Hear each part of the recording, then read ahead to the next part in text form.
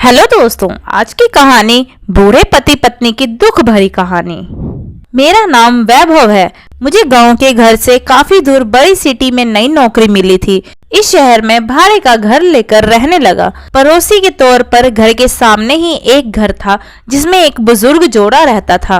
दोनों बिल्कुल अकेले थे, मतलब ना कोई बेटा, ना बेटी, ना नाती, ना पोता, यानी कि संयुक्त परिवार नहीं था। मैं एक संयुक्त परिवार का सदस्य था, इसलिए मुझे अक्सर उनके बारे में विचार आते रहते थे। मुझे देखकर बुरा लगता है, इतनी उम्र होने के बाद भी उनकी देखभाल करने वाला कोई भी उनके साथ नहीं है। जब मैं ऑफिस के लिए निकलता था तो देखता था कि दादी जी अपने कपकपाते हुए हाथों से दादाजी को चाय देती थी। वैसे ही कपकपाते हाथों से कप लिए दादाजी चाय पीते थे। वहां पर रहते हुए कुछ दिन होने के बाद मुझे पता चला कि यह दोनों मिलजुल के धीरे धीरे घर के सारे काम करते थे। कोई भी उनसे जाकर बात नहीं करता था। इतने दिनों में मैंने उनकी आवाज तक नहीं सुनी थी।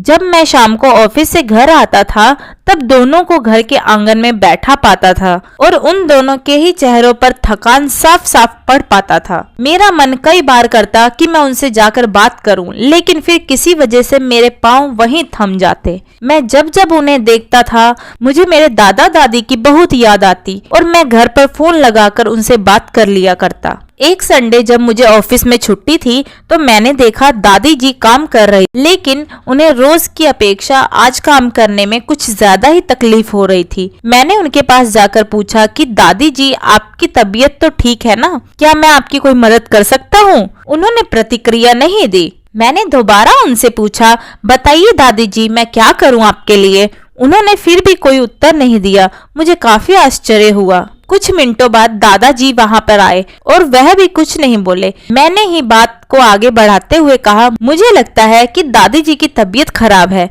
इसलिए मैं यहाँ आया हूँ। मैं आपकी मदद करना चाहता हूँ। बताइए मैं कैसे आपकी मदद कर सकता हूँ? दादाजी इशारों से मुझसे बातें करने लगे। उन्होंने इशारों से मुझे बताया कि दादी जी सुन और बोल नहीं सकती। उन्होंने ये भी बताया कि वह खुद भी बोल नहीं सकते, वह सुन सकते हैं, मेरी बात समझ सकते हैं। उन्होंने इशारों से दादी जी से कुछ कहा और दादी ने मेरी तरफ देखकर मेरे माथे पर हाथ फेरा। मैं उन दोनों की तरफ देखते ही रहा और ना जाने कब मेरी आंखों से आंसू बहने लगे। उस दिन के बाद से जब जब मुझे समय मिलता मैं उनके पास चला जाता। वह मुझ पर बहुत प्यार बरसाते।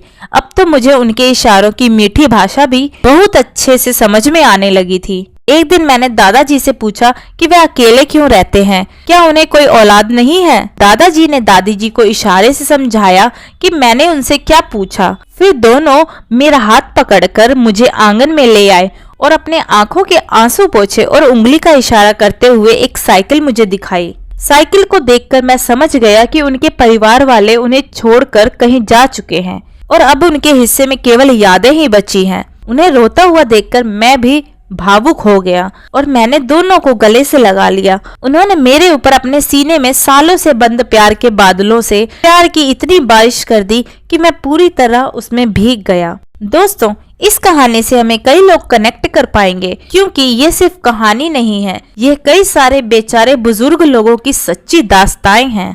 तो दोस्तों, आपको हमारी आज की ये कहानी कैसी लगी कमेंट करके जरूर बताइएगा।